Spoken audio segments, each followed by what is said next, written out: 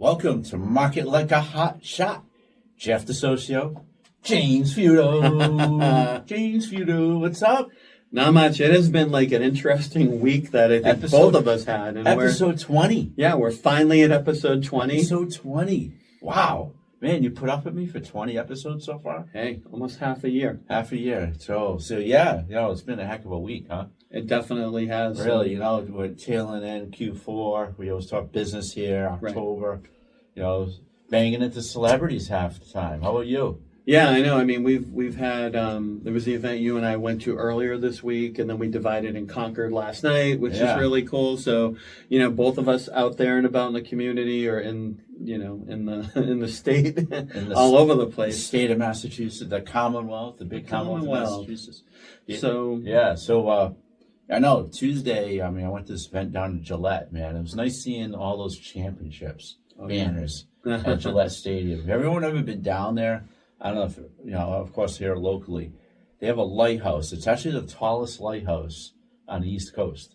Really? Believe it or not, yes. And you go up there, they have a viewing deck. You can go up there, and you could see, like, one way you could see Boston, the other way you could see New Hampshire almost, and you can see Providence, Rhode Island even, right from this lighthouse. And, this time of year with those that great foliage we have here was pretty cool. Yeah. It's a beautiful time of year to be outside. So, we had Stefan Diggs from the Patriots. I met him, shook his hand, man. He had, like, the best quote. It sticks to me today. Your next play should be your best play. So think about that one for a minute, right? So you always don't want to go into it half-assed, right? True. Anything you do in life, you want to give your all, and that's a great quote. I don't know if it's his quote, but I love that quote. No, that was makes good. A lot of sense. And I even heard Cardi B was in the house too, but it was she was kind of keeping it on the lowdown at Gillette Stadium there. Yeah, Cardi B is going to be our version of Taylor Swift, I guess, right? At Patriot games. Yeah. So we're doing some WAP rapping. You know what I mean? She was the host for SummerSlam, WWE SummerSlam this summer. Oh, jeez. And I don't even remember what she did. Who knows, right? So, that was great. And, we had, like you said, last night you were at Dave & Buster's for your Metro West Chamber event. Right. And AMA Boston, we were at this place called Jewels on Devonshire, right in the financial district. So we had a great crowd there.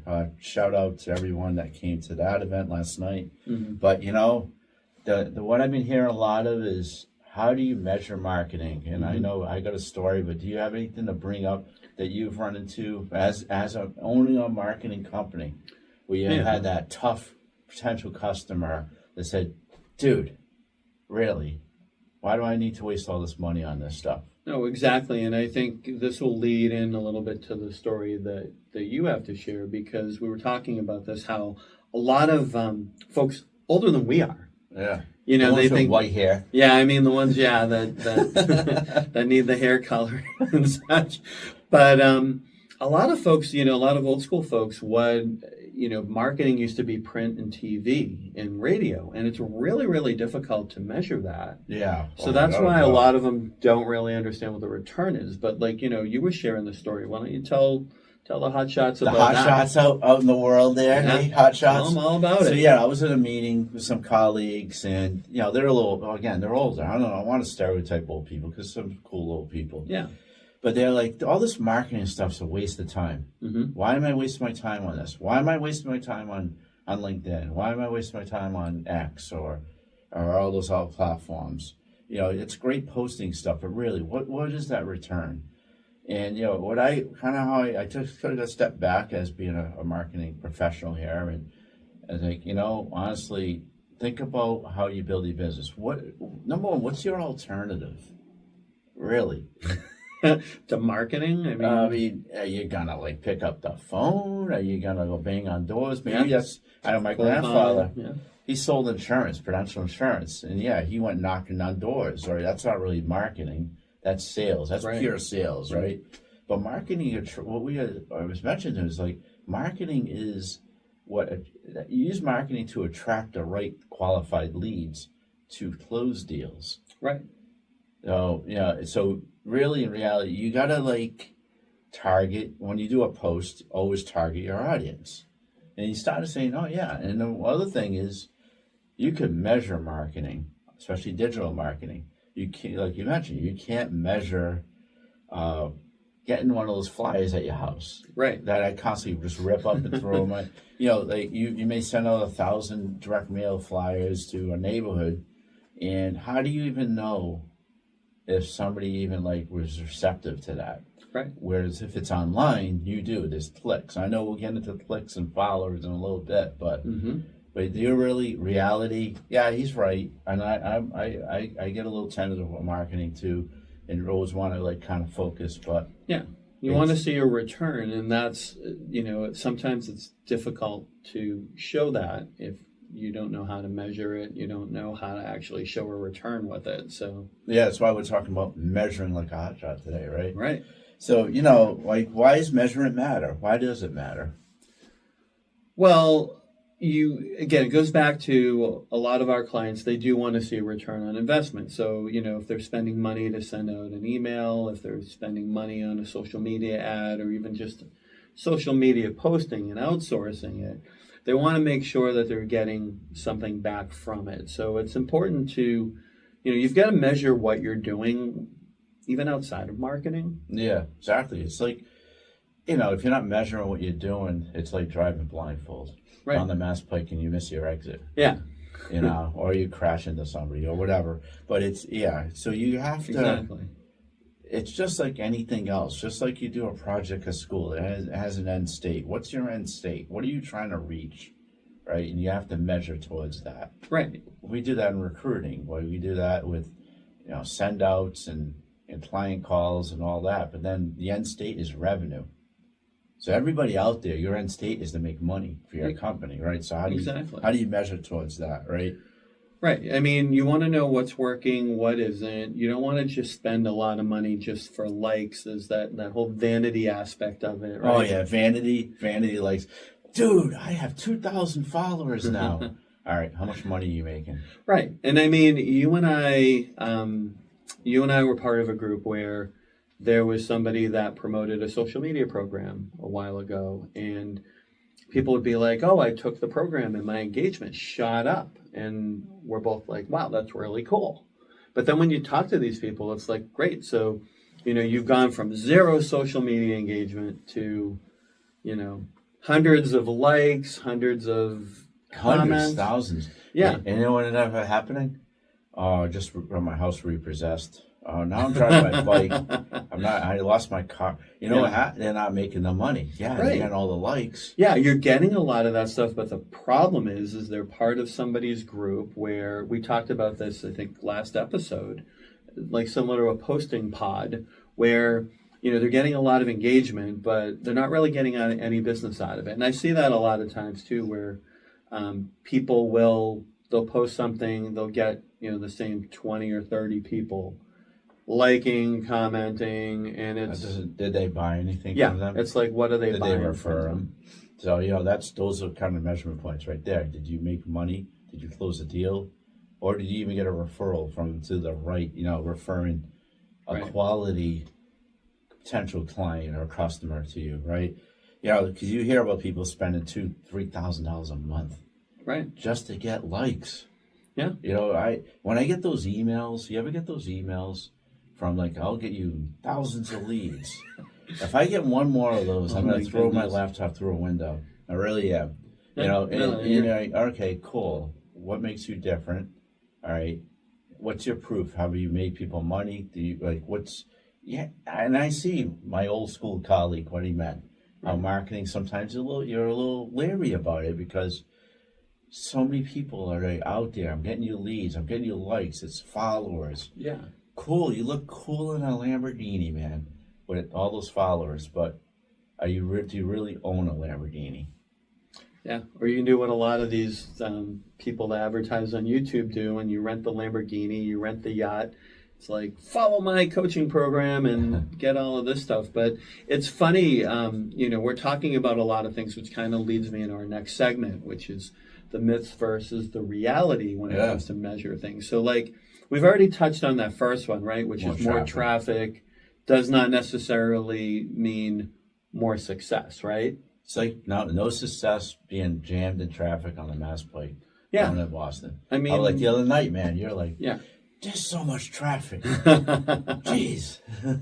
That's Boston. Well, actually, and I mean, like that's the thing. It's like you sit in there and we see it on the way coming westbound when we head in there. But I mean, the thing that people need to really understand is that if it doesn't count, it's really just noise, and that's what it is.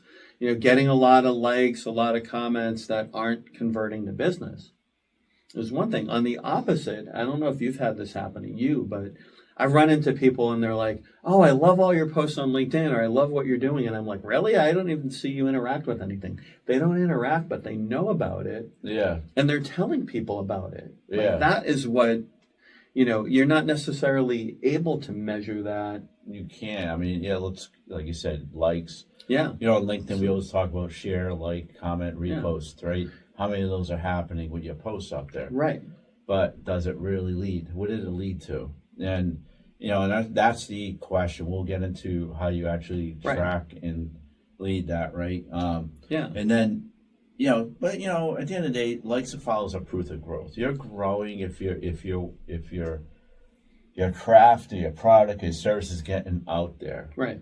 Versus going knocking on doors as my grandfather did back in 1955. How many doors can you knock on, right? Exactly. Right. So, but it's a quicker way to get those vanity metrics up. Yeah, I mean, vanity doesn't mean revenue, and engagement. Engagement matters to some extent, but it's really the conversions that people care about. Converge. So, some of the tools you might want to use is that's what a CRM is for. Exactly. Right. A CRM. You have to have a CRM if you have a business. Yeah. There's no. You're not going to use an Excel spreadsheet. All right, and those polls are good. Or you ask them, how did you find out about us? Right. Right. It's too hard to measure. That's why it's hard. It's very manual. It's manual labor. Right. A lot of people say that ROI is really difficult to measure. But to your point, if you have your CRM set up correctly, like what we do on our side is all of our outreach efforts lead back to a page where they can go in and book a meeting with us. Yeah. And on that, we capture how they found out about us. Did you find out through SEO? Somebody called me the other day. He's like, I found you on Google. I'm like, excellent. Yeah. Means what we're doing is working. Hey, but we capture that in our CRM. Yeah. And that's the other thing too, is to make sure that you're using a CRM, because a lot of, especially the micro businesses and the solopreneurs, they're just, they're writing it down on a sheet of paper, like you said, an Excel spreadsheet. Maybe a sticky note. Yeah.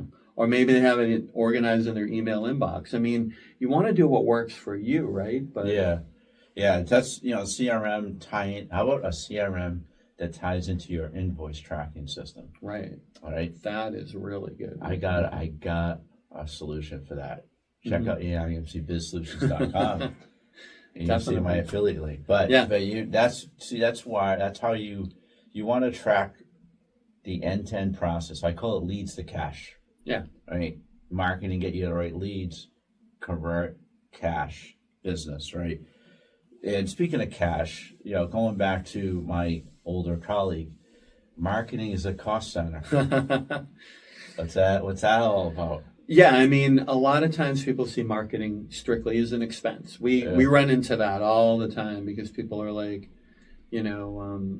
oh, I don't know that I want to invest in this because it's going to cost me money. And I'm like, I look at it often. I'll sit there and be debating whether or not to spend like a couple $100s on something. And I'm like, hey, if it brings me in one client, it's more than worth it. Yeah. But people don't see it that way a lot of times. They're just like, oh, I got to spend this and I want to cut spending. And it's, when it's done right, it's more of an investment. And a lot of people just don't understand that. So that's one of the marketing myths out there is. Yeah, marketing it's like IT.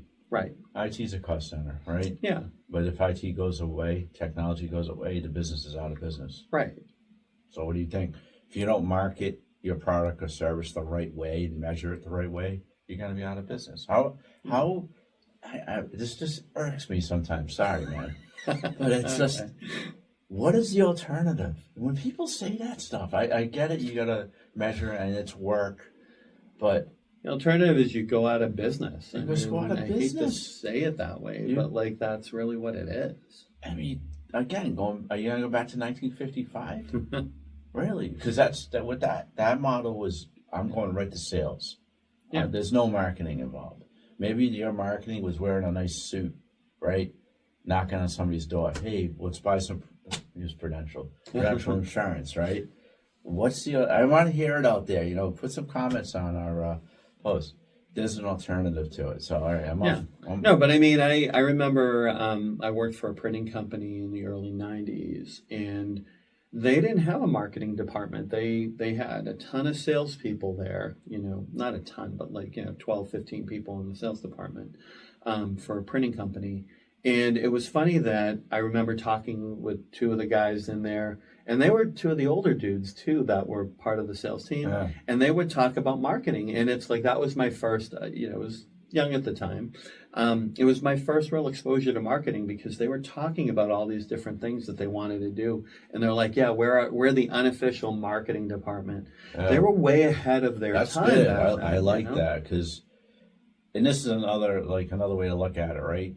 Imagine getting a slide deck about something you don't give a damn about. Mm-hmm. That's a salesperson trying to present their product.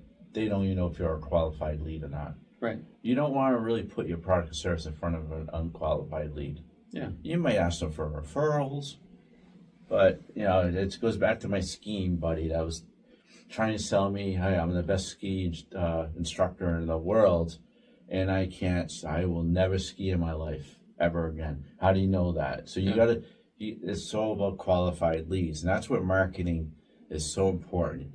The more you put your product and service in front of qualified leads, the more conversions and the more money you're gonna get. Right. Right? It's so true because, I've seen people where they'll, the same approach as us, set up a meeting, we call it a complimentary consultation.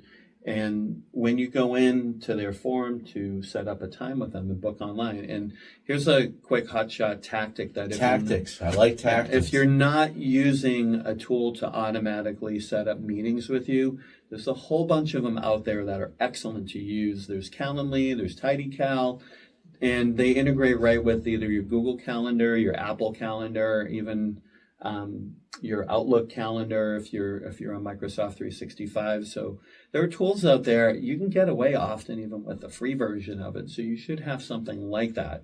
And I've seen people go in and they qualify their leads on there, and it'll say flat out, "Can you afford a product at this price range?" Yeah. Now, what it does is it turns people away. On one hand, that's one of the cons of it is that people may look at it before they realize the value of it, Yeah. and may get turned away. We use it. We don't use that on our intake for work, but what we do use it is on our intake for interns. This is something that I know we talk about our internship program all the time, but I'll put on there, I understand it's not a remote position because our intern program are not remote. And I'll have people from Ohio, Florida, they live and go to school outside of Massachusetts. And I'm like, yep, coming over to Framingham. That's be a heck of a commute. Yeah. You have your own plane. Yeah, exactly. So you got to be thoughtful of the situations when you want to do that. The same thing is that we had an opening for a senior web designer, and I had a whole bunch of really detailed qualifications, and I would have them check off on the form. I meet this, I meet this, I meet this. And you and I talked about this when we did Hire Like a Hotshot. You have your non-negotiables and you have your negotiables, right? Yeah. And it goes along the same thing with the interns and I don't want to get into too much detail. Okay. I'm talking way too much about this stuff yeah. now. But that's something that you can do is use a tool like that and pre-qualify your leads before they even get to you. Exactly. So speaking of that, so that's the first thing I was going to say. What do you actually measure? How does it? We're kind of thinking about the all the items you need to measure in order to get to the ultimate goal, like lead sources. Where are your best you have to understand where your best clients are coming from, Exactly.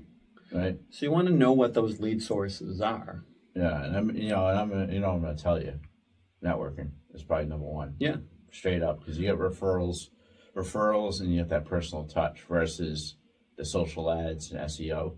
Those it's great, but how many of those leads are qualified when it's a human interaction and they know you personally, and you get that referral? That's so lead sources, and then how are you understanding if your lead sources turn into a paying customer?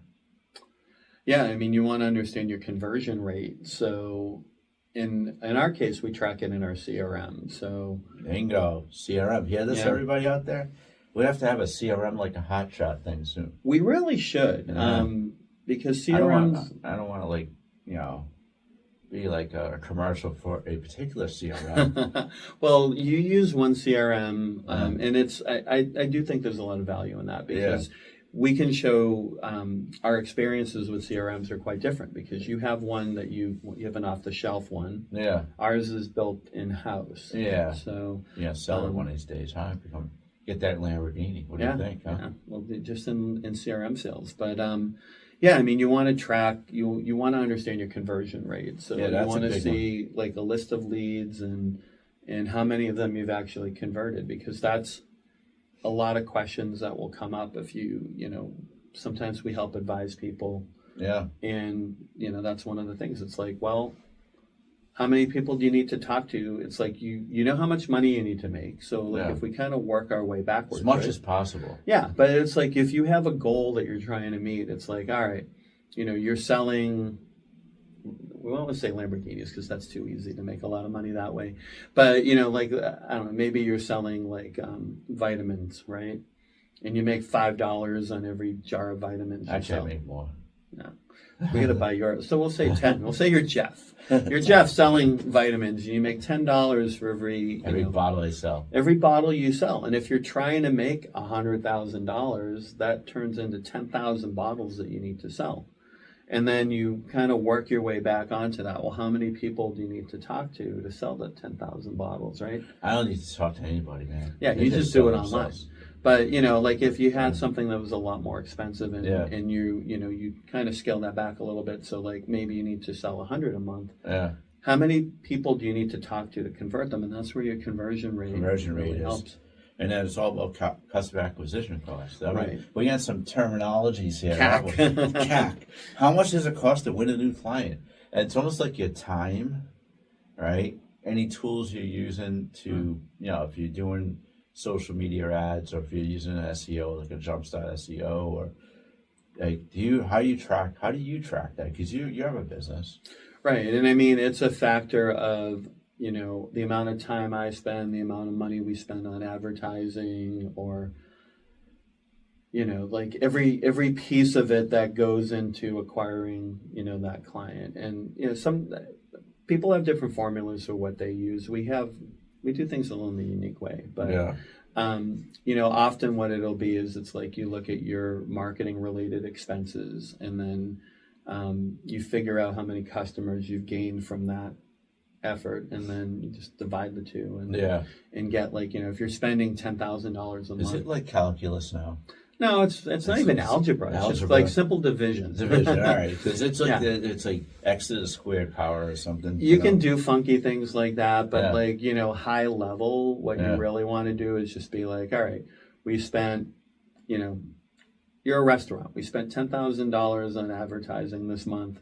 We brought in 100 customers. So, so it's like, whatever. It's $100. $100, like a bottle of vitamins, right? Yeah.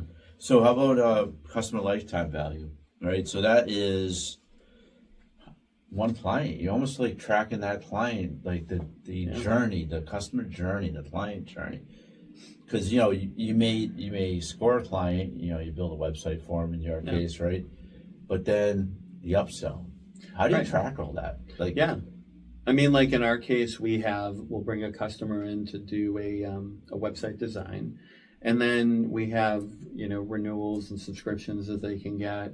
Sometimes they'll get a marketing plan through us as well. Yeah. So yeah, I mean, it's like you look at what the lifetime value of a customer is by looking at what all your customers are spending and dividing it by your number of customers. There So you it's go. like That's the gives C. you it's That's a, the CLV. yeah, it's like it's your average. All this stuff is averaging, you know. Yeah. Then you could get down to the nitty gritty here, return on ad spend, right? So that's Yeah. like, for what every dollar you spend, what is your return? Like, how much comes back? And you want it to be where, of course, you want it the ratio to be you're getting more back than you're spending, Right. and then you'd be out of business, right? So how do you track that? Is that another CRM part of the CRM? I mean, often the ad tools themselves will track that if you automate it. Yeah. You know, like if you have ways to do it, you know, it I hate to use the term it depends, but like I feel like we have to use it most of the time. It really does depend. Yeah. But I mean, there are actually ways that you can get that automated where, you know, you're spending you're running an ad campaign, it goes to a particular landing page, and then you capture people that have been captured on that landing page, and that gives you your data right there. Yeah, exactly. You know, Good stuff. And then, then you have the deals, right? Shorter cycles, faster growth. Yeah. I always say, like, the bigger the deal, the longer it takes. true. Most 90% of the time, we in the recruiting business, same thing. Yeah. It takes longer to recruit a CEO versus an individual contributor. Yeah, I mean, it definitely can. But there's always exceptions too. Like in our business, it's all over the place with stuff Yeah. like that. I mean, we may have somebody that has a giant project. Like we've had people that they've gone in one direction and didn't work out, and they still have the same deadline, and they're like, "Hey, can you jump in and take this?" Yep. So that was a big project we had to jump in on once. But like we were talking this morning, I was telling you about a client that, you know, we've been talking for 3 years, and then 3 years. Yeah. So that's another thing. You never give up. Consistency. Stay in touch. That's networking like a hot shot, right? Follow up, because you never know. And then, there was an example I had out there, right? This is some local business. I think it was a garage or something like that. They started doing Facebook ads, and they're like, it's not working. But when they tracked, this goes back to tracking where your customers are coming from. They found out 40% were coming from those ads. right. So you never know. Without that measurement, without doing that measurement, they would have never known what's working for them or not. They were thinking they were spending all this money, and turned out if you're properly tracking where your customers are coming from. So you want to know that. That's really key. That goes back to spend $1, make $1, or make $5. You want to. That's the CRM again. CRM like a hotshot. Once again, it's That'll be an upcoming episode, definitely. So let's land the plane a little bit. We're overwhelming people with all these terms today. Yeah, there will definitely. be a quiz, a hotshot quiz. It's take home, I think, right? Want to make a take Yeah. home? What do you think? Start with one or two key metrics. Don't get too crazy, right? I just like the conversion metric. Conversion's the number one, right? Yeah. Are they converting or not, right? Google Analytics. Are you a big Google Analytics person? Because of what we do, I go in there. There's a lot of different. There's a lot of value. I'm a data person too, so there's a lot of value You're a in there geek. for me. Yeah, I love looking at things, and they have this really cool tool where you can see where somebody enters your website, Yeah. and then what path they take through the website. So it's a nice, How do you know when they buy something though? right, and you can track that on Yeah. there as well. You know, if you've got everything integrated correctly, Yeah. it'll actually track that for you too. Okay. But it's one of my favorite charts on there, and they do a nice visual job of it where you can expand it and see, like, maybe you have a home page, you have other entry points, and then you go from your home page to your about page or to your services page, and then you can just kind of you get on the spider web with that. It's like the rabbit hole. All right, we're not trying to overwhelm people here, James. Come on, And another thing is, review your stats monthly. Don't go crazy every single day, because after all, you have to work on your business, right? Yeah. So they call it metric whiplash. It's like a baseball team when they have too many stats. Just Yeah. because they haven't hit the freaking ball, you know? Well, something that's kind of interesting related to stats is that I do look at mine daily, but one thing that I do with it is that we get alerts when there's spikes in traffic. Well, that's actually a very good tool to do. Yeah. Yeah. So like we had a client, they put out a newsletter, their traffic went up like by thousands of, within an hour, they had thousands of page views. So of course, like, I'm like, is this a distributed denial of service attack, or is it, so I go in there and I'm like, oh yeah, they just sent out a newsletter. But like, it's interesting to you can get alerted for spikes, I don't mean to go off topic on this, but I feel like it's important. Yeah. So traffic is important to watch, but like, as you said, unless you're in the business of tracking stats, it's like, yeah, once a month looking in, are you growing from month to month? Yeah. Like match it to revenue. Right. That is it website hits to revenue, right? Conversion. And at the end of the day, that's the only thing I want everyone out there to understand is how to do your conversion. Understand your conversion rate. What's working, what works the best.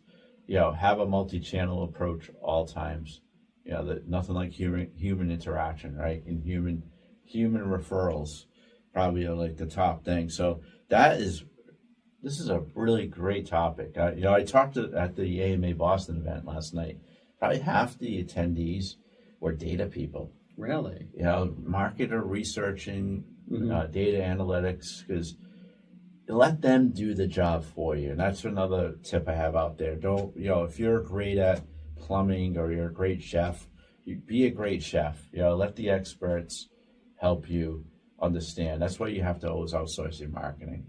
Not to be blunt, you can have your own internal team if you're big enough, but you got to have people do it. That's another, probably my last Hotshot tip of the day is time is money, and you got to spend your time to make money, right? It's the biggest thing, right? Absolutely. Yes. Episode 20. Covered a lot today. Lots of data. I love it. So, what you're going to do out there, right? You subscribe, mark it like a Hotshot, Spotify, Apple, Amazon, iHeartRadio, and you want to see these cute dimple faces, you got to go to YouTube, right? And we're on our AMC Business Solutions YouTube channel and the JVF Solutions YouTube channel. I have a Market Like a Hotshot playlist on my channel. So if you go to the playlist, you can see all 20 of our episodes so far, right? And last but not least, in the final, it's getting cold out there. So you got to also get yourself a Market Like a Hotshot hoodie. Stay warm. What do you think, James? Yeah, especially the temperature's dipping into the 30s and 40s over the next couple of days. Definitely going. So we should be getting our emails from our friends from Florida very soon saying, haha, you're cold. Right. Very soon, right? All right. We'll see you all soon. Market Like a Hotshot, episode 20. Measure like a hotshot. Have a great day.